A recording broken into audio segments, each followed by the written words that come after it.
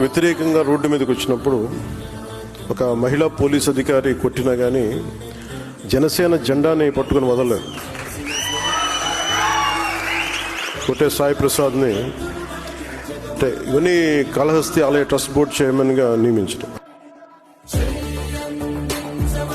ఆయన వెనుక ఉంటాను, రుణపడిపోయాను. పదవులకు బాధ్యతగా మన పనులను త్రికరణ శుద్ధితో నిర్వహించి పార్టీకి మచ్చపడకుండా అంకితమై పని చేయగలనని ప్రమాణం చేస్తున్నాను.